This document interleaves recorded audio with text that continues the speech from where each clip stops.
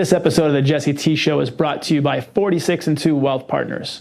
This year, many people have lots of money questions. Finding the right information can be tough, and more importantly, finding someone that you like and have confidence in is even tougher. If you'd like to keep more of your money, and more importantly, if you'd like to stop trading time for money and live the life you deserve, contact 46 and 2 Wealth Partners today.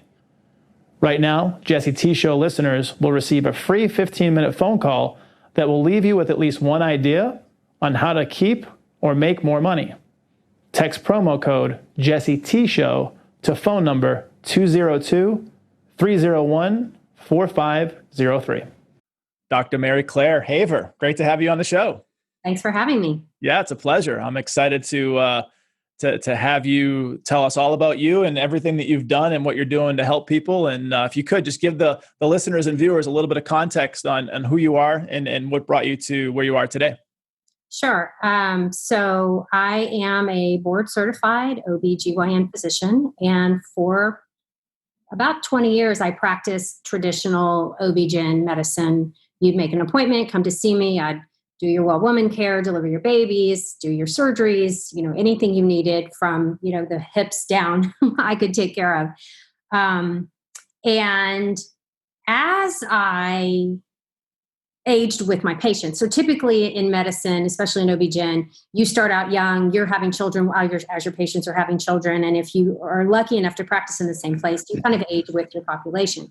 And so I was seeing women who were transitioning, out of childbearing into the menopause age, who were complaining about this middle-aged weight gain. And so I was still in my 30s and not really suffering too much from those effects. And I would pat them on the hand and tell them everything that I had been taught in school and training, work out more and eat less. Work out more, eat less. You just need to try harder. You've got to get more willpower. That'll get you there. And they'd come back the next year for their annual 5 pounds heavier and be like, listen, I'm doing that. It's not working. And internally, I think I would roll my eyes a little bit. It's kind of embarrassing to say it now. So fast forward 10 years when I start going through menopause, and all of a sudden I'm finding the same thing is happening to me.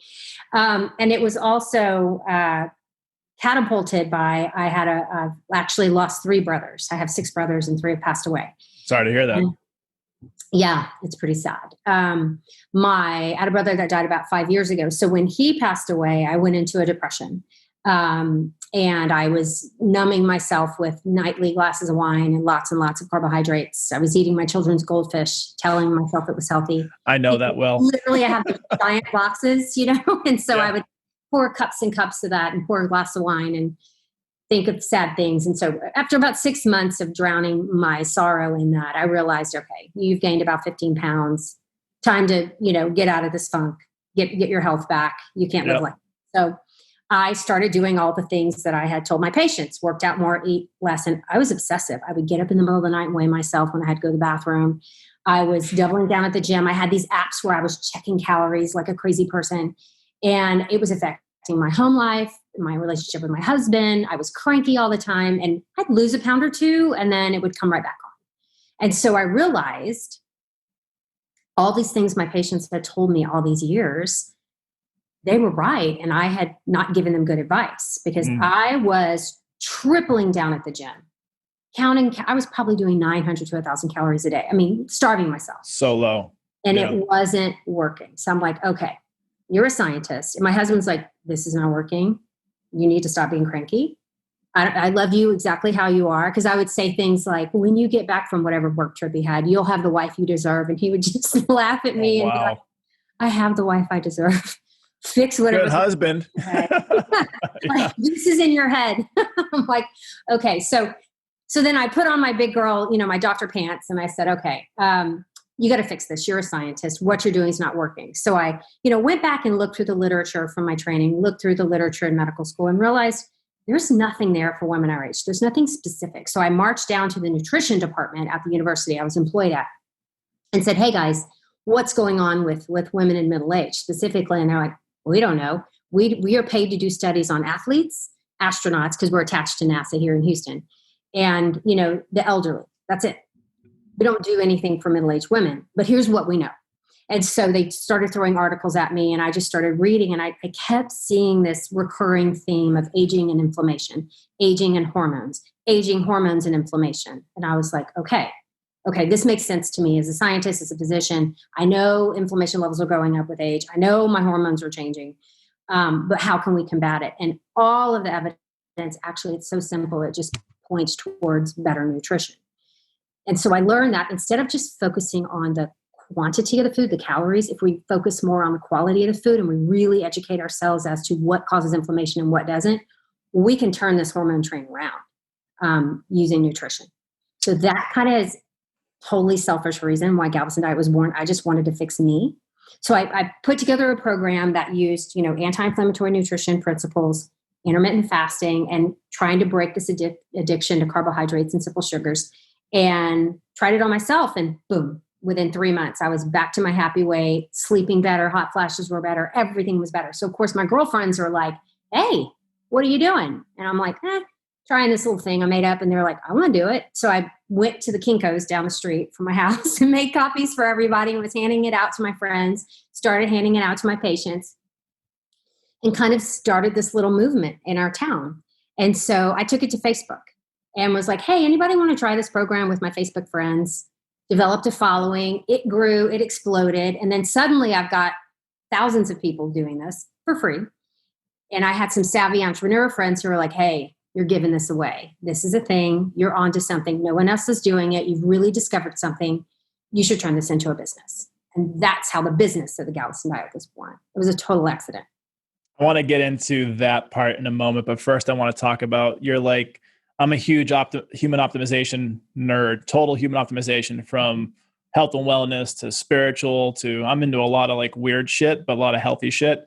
And for you talking about intermittent fasting and inflammation and all these things, it's interesting that I think we're starting to see a little bit of a shift, and you would know this better than I would in terms of medicine, but just in society's purview of where a lot of general medical practitioners, they're starting to come, up until now, I feel like they haven't looked at all the things that would make someone unhealthy, inflammation and the cause of disease, and going to the gut biome and looking at, all the precursors that happen there that could lead to disease. And now we're starting to get all this information, I feel, over the last few years where, you should be looking for people that ask you about your nutrition, your stress, and your inflammation. And I feel like that's something that's becoming a lot more understood, but we're just at the precipice. We're at the beginning of it. And so for me, I've dialed into, intermittent fasting over the last probably almost 2 years. Mm-hmm. I started off with a 16-8 protocol just because I was getting into it. I didn't need breakfast, but now I'm going into 24 and then OMAD, 1 meal a day. And for me, I'm big into running and fitness and martial arts, that it just, I don't know, maybe you're the scientist here, you could tell me about this, but it gives me more energy. So even when I'm not eating, and you think you need calories, units of energy, I actually have more energy when I'm not eating. And then, when you have that glycemic response, when you eat and you slow down, it kind of gives you that lethargic feeling. But for me, when I don't eat for 16 to 24 hours, I have a huge spike in energy. I don't drink coffee. I don't take stimulants, none of that. Can you speak to that a little bit on why the fasting protocol helps you with more energy? It's kind of counterintuitive. Sure. It was a something that was thought that you needed to feed your body, every several hours during waking periods in order to keep your metabolism up. That was a really nice idea, but actually it had never been proven in medical science ever to be a thing. Or to be true. And Mark Mattson, who works for the NIH, National Institutes of Health, was doing research on neurodegenerative disease, Alzheimer's and dementia. And he's my hero. And there's great TED Talks from him. Just Google it. It's worth watching. So he was doing laboratory studies on animals and testing neurocognition and fasting. And they have models where they were looking at, genes that they know cause Alzheimer's, genes that they know cause dementia or lead to, because it's multifactorial for both of those. But, and he was seeing that in the fasted state, neurocognition is much better. And so I agree. I can tell I'm sharper. Yeah, so much sharper. So what happens is it takes about 12 hours for a human to burn through the carbohydrates in their bloodstream from their last meal, from what's been stored in the liver through glycogen and what you've eaten in your last meal. At about hour 12, our body has to switch to burning fat for fuel. It's always going to burn something as long as something's available, fat, protein, or carbohydrates. And it prefers carbs. That's how we developed genetically, because they weren't readily available. Came from cavemen, and technology has sped way faster than our human evolution has, which is why we're in trouble right now. So when you are fasting, when your body switches to burning fat for fuel, you generate ketone bodies. That's just a normal process. When your brain is using that source of fuel, it works much more efficiently. And it's been proven through multiple studies. So you think faster, you think clearer. It is just an evolutionary advantage to be able to do that. If you think about it, if you didn't have food available and you were technically fasting because you didn't have an option, you want to run faster. You want to think faster. It is, because you have to be able to find that food faster than the next guy so that you survive. It is a pure survival technique. It's how we evolved as a species. And so we're just hacking it, to make ourselves a little better, a little stronger, a little more resilient. When we force the cells to have a little bit of stress, they respond by becoming stronger. And that is what fasting does. And the longer you do it, as far as day after day after day, the more fast adapted you're going to be and the more resilient you're going to be to disease, and especially neurodegenerative disease. I've done a lot of reading and studying into this. And so you're basically, I've heard at one point too, and this, you correct me if I'm wrong, but certain types and lengths of fasting can actually starve cancer cells. Is this true? Where it's like, depending on what you're putting in your body matters, like if it's like sugars and things like this, but it depends. They've done so there's in vivo and in vitro studies. So in vivo means in a person, right? In vitro means in a petri dish. So the petri dish studies are really, really good, but that's a very controlled environment. You've got a few cancer cells growing in a lab, and you starve them, or you do this, that, and the other. Yeah, they don't do well when they're forced to use ketones. They don't grow as well. We know that. The human body is a lot more complicated. It's a very complex system with lots of different things feeding into it. But there does seem to be some data pointing towards that, using fasting as an ancillary. I'm not saying never take your chemo if that's what your doctor recommends. Right. But it's not going to hurt, and it probably will help. And then what about the idea where food is medicine? And I'm sure this is probably something that you're going to speak a lot to, but let food be your medicine and medicine be your food. Yeah. Yeah. And it's like, I took this, I don't know if you're big on Instagram, and, you start getting these ads once you start talking about things. And, I started talking about intermittent fasting and gut health. And I'm big into a lot of these thought leaders like Ben Greenfield and Paul Chek and some people. I don't know if you've heard of them, but I'll definitely share them with you because they're amazing in what they do. But, start talking about how, your gut is like your second brain, and most disease starts in the gut. And where it starts from is inflammation. And inflammation a lot of times can cause all different types of autoimmune issues, disease, different nasty stuff. And so I really started getting into this, and I had this company, because they saw me searching or talking about it, called Viome, Viome. Viome said, get a gut health test, gut intelligence, and it sent me this immersive, intense, data-rich, too much information, but it was great. I'm an information nerd. And it basically said, these are your superfoods, these are your kryptonite foods, these are your in-between foods, and then these are the probiotics that live in your body, and these are the probiotics that don't, that you may need or you may not need. And so what is your experience around using food as medicine and or controlling the types of things that go in your body so that you can stave off disease and live well for a long time? Right. So, the biggest principle of the Galveston Diet is using anti-inflammatory nutrition protocols. And that includes using, filling your body, eating lots of things that we know naturally fight inflammation. So that is, things rich in omega-3, things rich in anthocyanins, which is an antioxidant, the things that makes vegetables colorful, fruit and veggies colorful.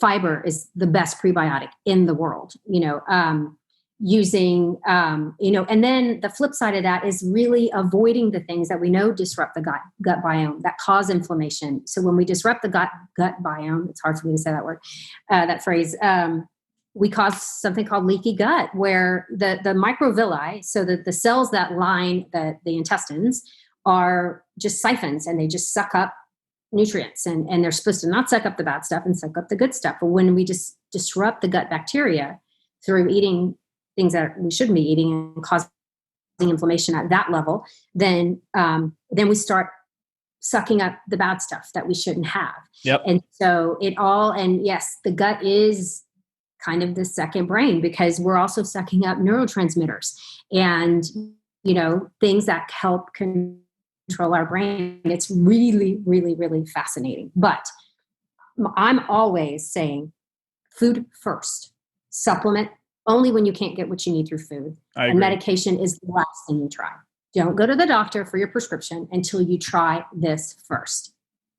So I want to get into the transition from OB-GYN to what you're doing, but before we get there, I'm definitely the term biohacker, human optimization nerd. That's all the above for me. But I keep one foot in the ancestral and one foot in the technological world. I feel like there's things to be said about both.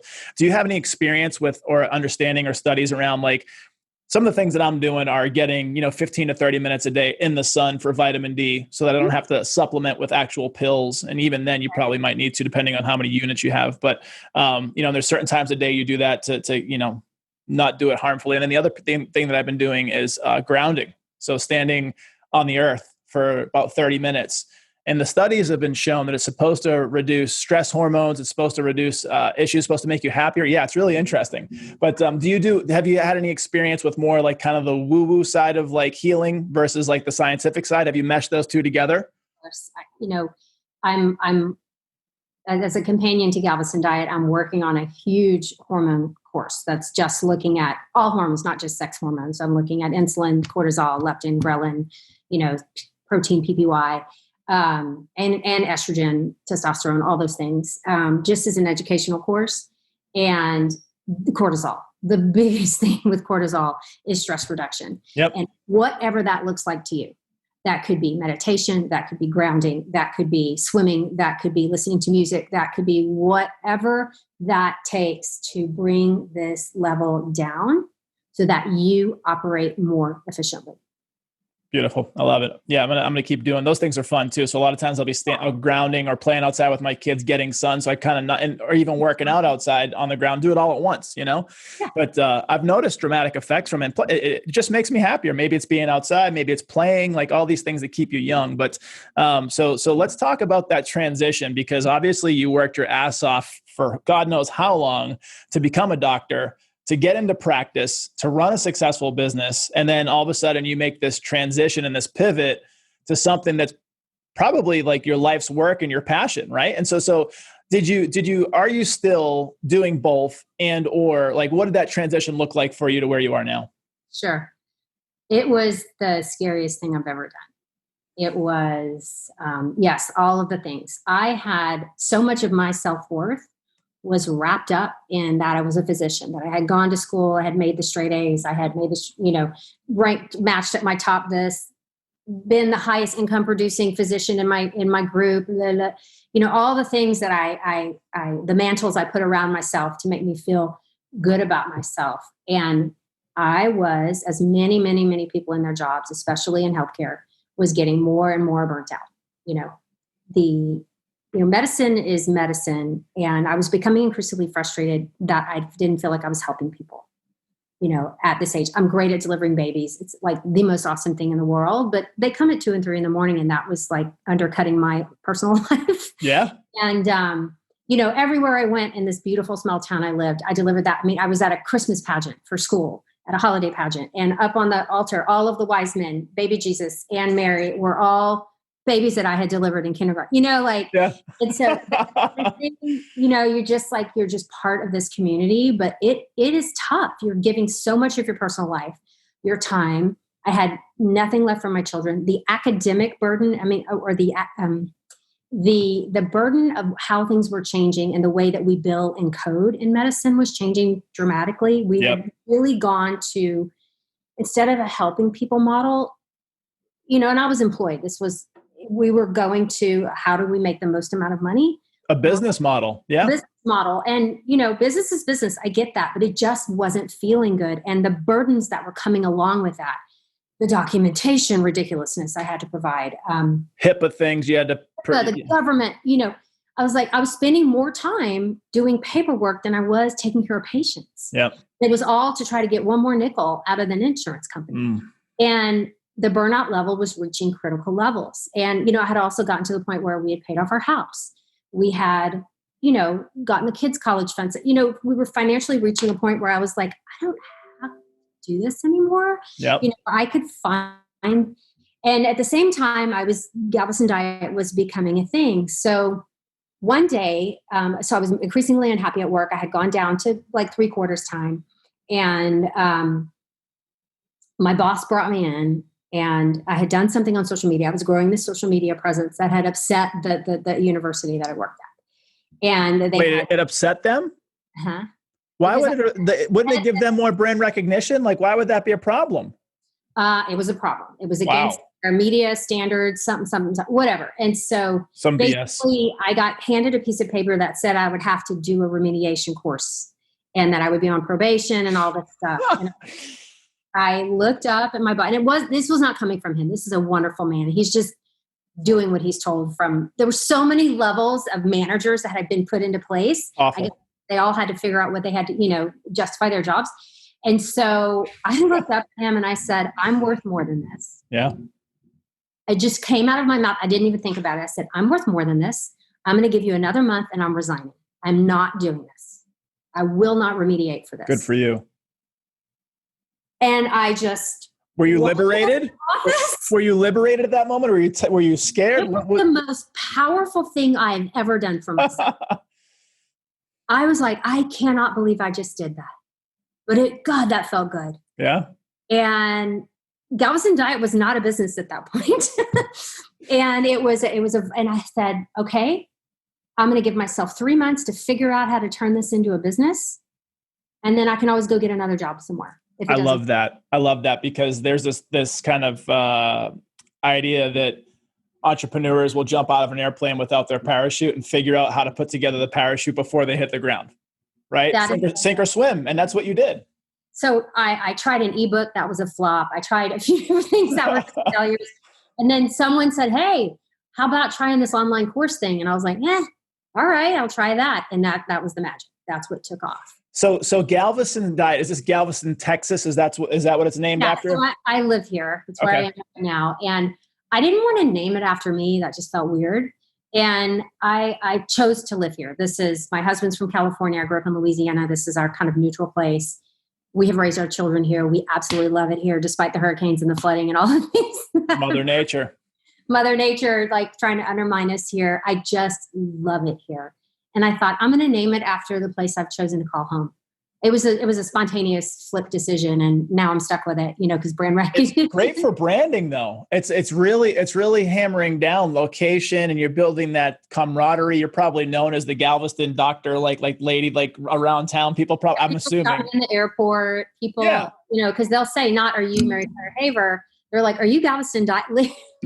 My friends just laugh when we travel places. You're famous because of it. It's great. So with moving into, I've been an entrepreneur on and off my whole life with a stint in the military. I've done corporate for a while, but for the most part, I'm an entrepreneur through and through. And the venture of, even when you're, OBGYN and, you have this entrepreneurial kind of spirit there and you've worked really hard to get somewhere, and then to shift and pivot without a parachute to completely independent. After that you gave yourself 90 days. So what was that first 90 days like? And then what did you start kind of realizing after that? So it's cheap to do a course. It doesn't really have a lot of overhead. And I had worked on this for 1.5 years. I had tweaked it. I had given it away. I had gotten so much feedback. Like, I knew that it would work. Yep. I knew I had a thing. I just needed to figure out how to get it in front of people so that they would see the value in it and decide to enroll in the program. So I never let myself really go in the red for it. I, marketed it to my rabid fans first, and just out of goodwill, they bought it for like or whatever. Got to get the yes train going, get people excited. that gave me some seed money and let me kind of tweak the online version of the program. Yeah. And I also, though, did get a part-time job. Like, I'm a hustler. I'm never gonna, this is OB-GYN's become my fallback.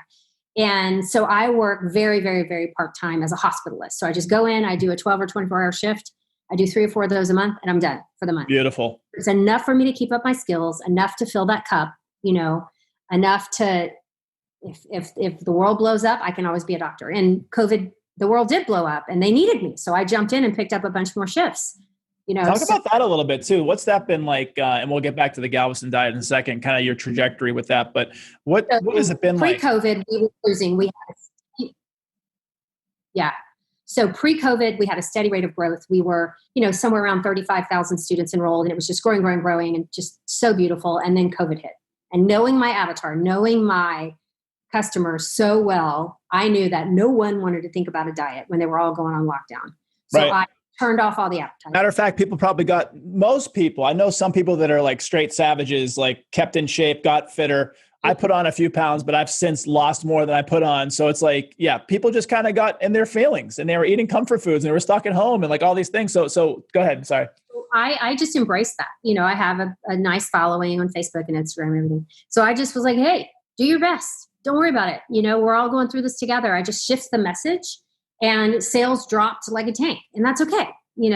And so then in about May, I started feeling like, okay, it's time to adjust to the new normal, and I started kind of re-advertising the program again, and sales shot right back up. So we Beautiful. took it, we went with it. And then I just kind of feel out, the population. Now for me, I understand that people who want to get healthy and invest in that is an emotional decision. The election coming up, it's going to probably cause people to be emotional. So I'm not, I'm just going to push people to stay calm and rational and not really try to sell a diet through the election. And then the holidays come. That's not a time when people are, so we just preach maintenance and hold people's hand. And then come New Year, I think we're going to see an explosion of people who are so sick of 2020 are ready to get their health back in 2020. For sure.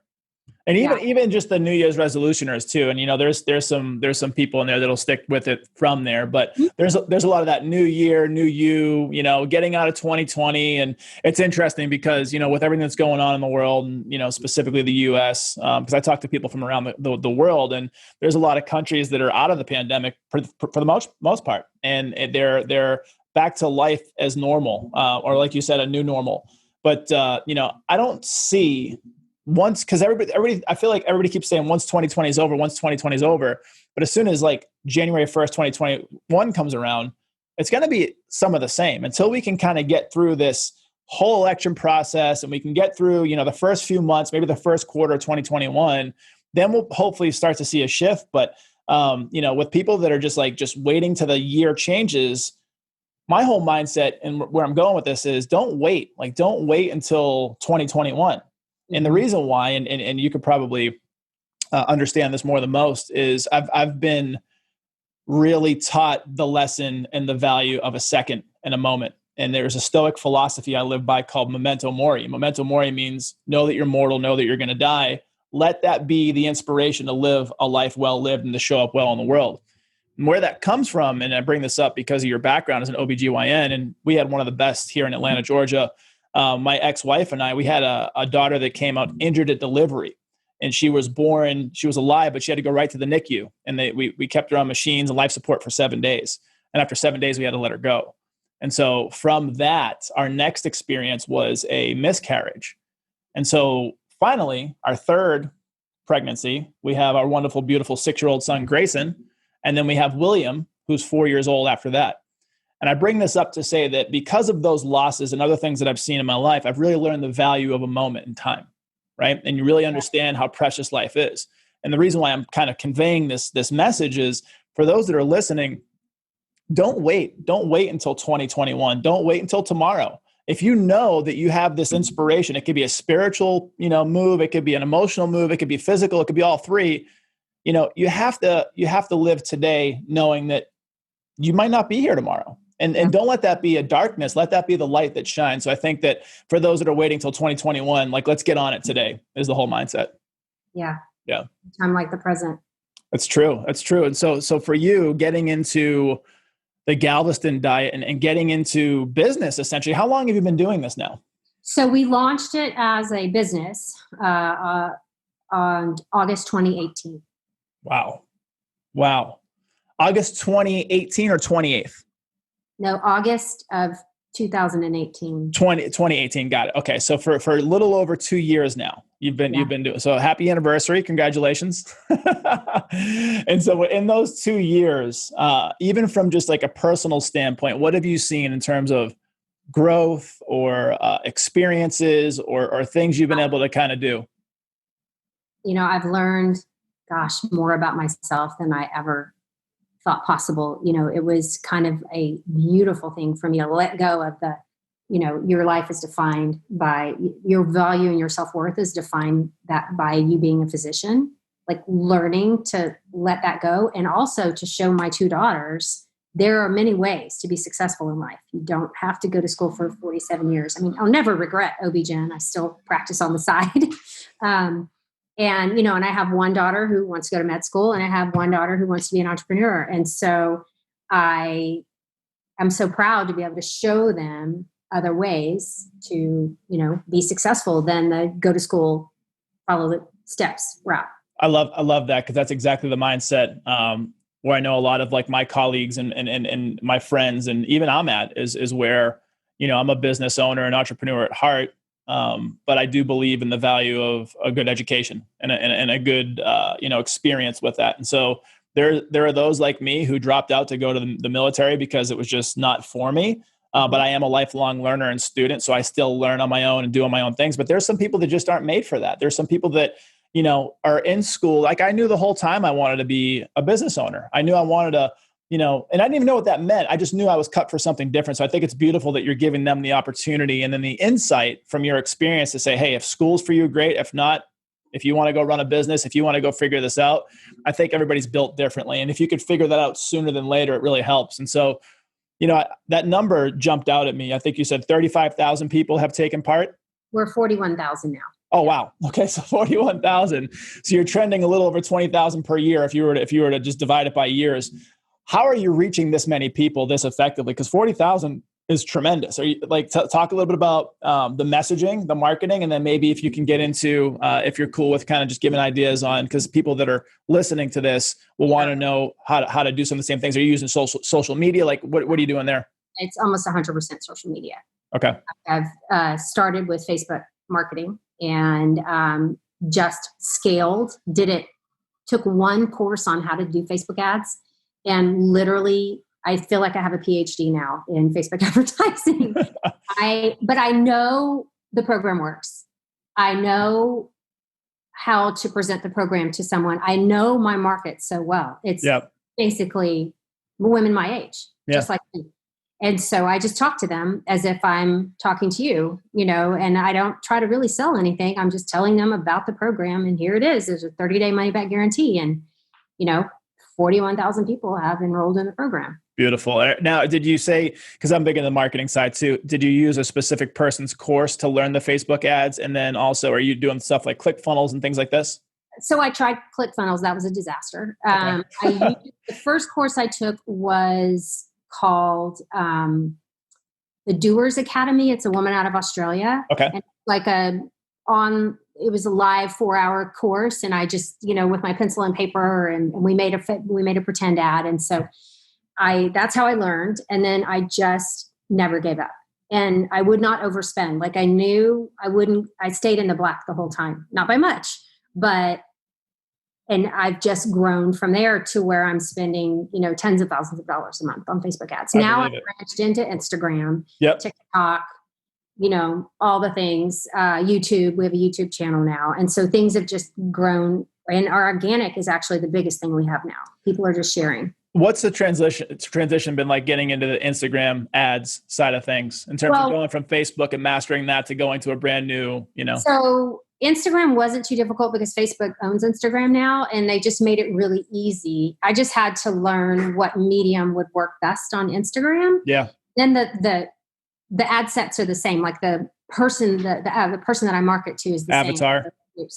Now, I'm not as successful on Instagram because it's a younger market. My typical age group, middle-aged women, are on Facebook by and large. Now that's going to change over time, which is why I branched out into these other social media, So my success with Instagram ads is not, my return on investment, my ROI is not as high on Insta, but I'm willing to do it because it's the future. Yeah. You're building brand equity over there too. And you're seeing where people are going to migrate from Facebook over to Instagram at some level. Now, in terms of the Galveston diet, like talk about the protocol and what that looks like. So if someone, I'm your age and, I guess, so, guy, girl kind of thing. Is it only for women or is it for men too? I developed it for women, but it works for everyone. Okay. Everyone puts their husband on it or their loved one or their person. And they all do well. It's just, I kind of created it. I market to that and then it spills over. But it's 3 components to the program. One is intermittent fasting that we talked about earlier. The second is a really deep dive into anti-inflammatory nutrition. And then the third is what I call fuel refocusing, like teaching people to break the addiction to carbohydrates and simple sugars. It does have 5 weeks of meal plans. Okay. But I'm, and a lot of people just want the meal plans and be done. And I'm like, listen, I'm here to teach you how to fish. If you just take the meal plans and start with that without going through, because I spend hours of video educating, I have graphics, for me, it's all about the science. And my gift is being able to teach a layperson scientific principles. It's always, and I've done adult education through residency training and medical school training for 20 years. So I just took all of those skills and turned it around into something I could take to the layperson. So I'm like, if you don't go through the educational part of this, you'll lose weight on the meal plans. It'll be great. And then at the end of 5 weeks, you've got nothing. So take the time to go through the program. Let me teach you how to fish so that these educational principles will stick and you'll understand the science so that in 6 months, you're still thinking, what is the better inflammatory choice or anti-inflammatory choice? Should I really have this? Like, let me think about my meals for the day and where we're going to go with this today. Why should I fast? You're building better habits, helping people make better choices. They have the tools and the information to be able to decide and decipher what works for them.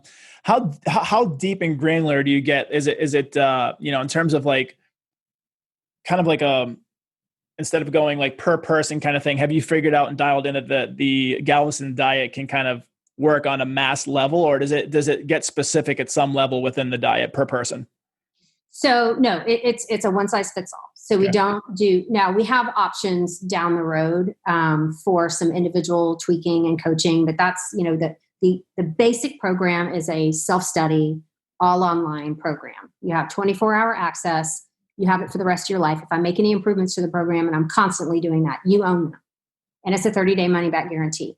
If you want to go into a coaching group, we have those available. If you want one-on-one coaching, it's not with, I have certified coaches.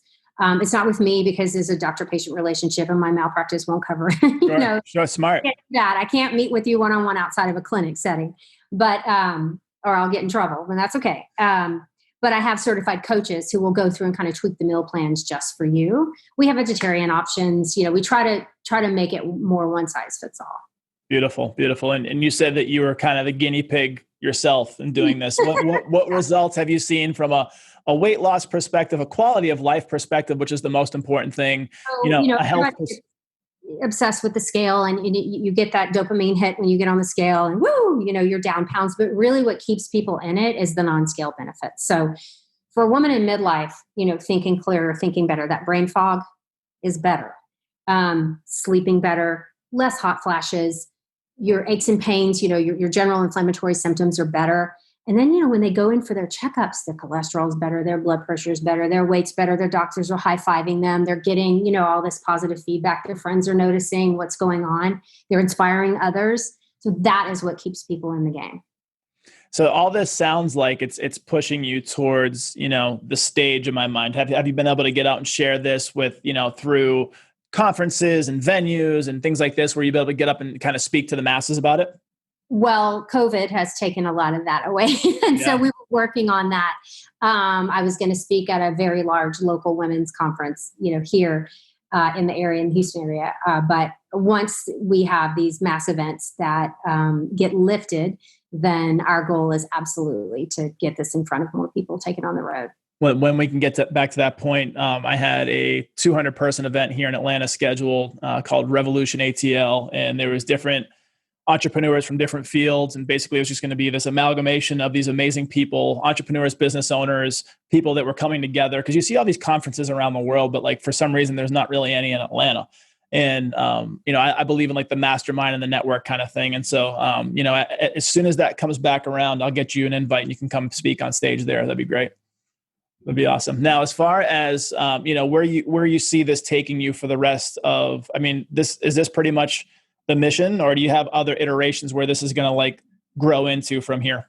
So my daughter and the operations manager for Galveston Diet, a woman named Ashley Simon, who is just got 2 or 3 degrees and she's starting PA school soon. So my daughter, who's a nutrition major and pre-med, and Ashley have put together something called Galveston Prime, which is the Galveston Diet basically for their age group. They approach it from their age group. And that they have turned this into their business. So I would love for them to put me out of business. That so many people are healthy and don't need me at this age because I figured it out younger.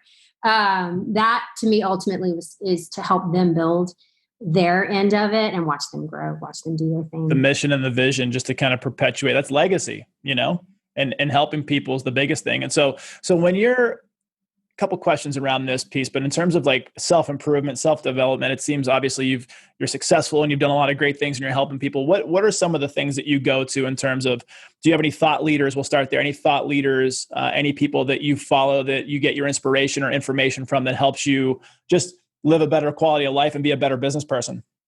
I'm a member of a couple of physician entrepreneur groups. And that is usually my go-to.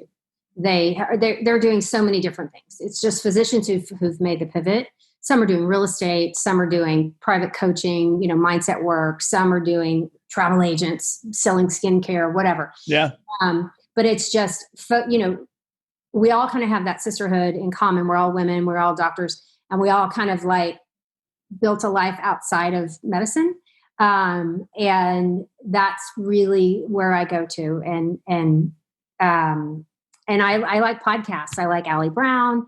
I was listening to yours recently.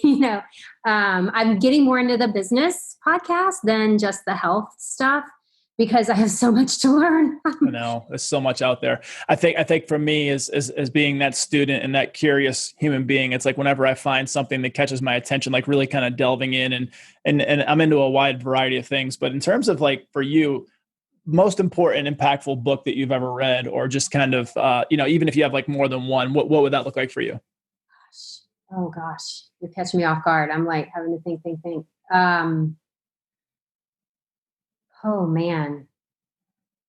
I'm drawing a blank. Okay.